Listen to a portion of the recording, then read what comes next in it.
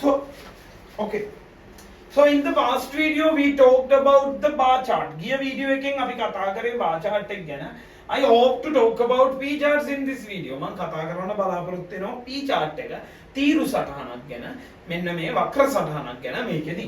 එතකොට මේ තියෙන්නේ ළමයි P chart එකක්. වක්‍ර සටහනක්. හරි? P chart is also same as bar chart. P chart උත් bar chart වගේම තමයි.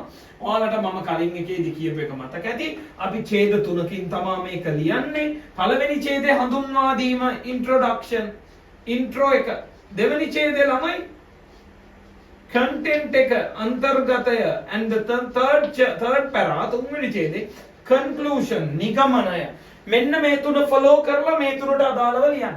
දැන් P chart වල බලන්න ළමයි P chart වල ඔයාලට හම්බෙන්නේ numbers නෙමෙයි percentages ප්‍රතිශත තමයි හම්බෙන්නේ. bar charts වල numbers හම්බුනාට P chart වල හම්බෙන්නේ ප්‍රතිශත percentages. එතකොට මේ ප්‍රතිශත විස්තර කරන්න වෙනම describing words ඔයාලට ලැබෙනවා.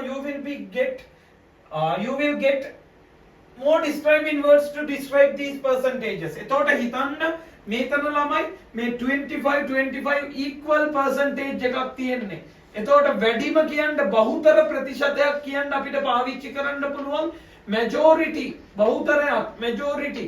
එතකොට majority එකේ antonym එක විරුද්ධ පදේ මේ සුළුතරයක් chess වලට කැමති minority majority minority. හරි? එතකොට majority minority more percentage less percentage equal මෙන්න මේ විදිහේ describing words දාලා content එක ලියන්න පුළුවන්.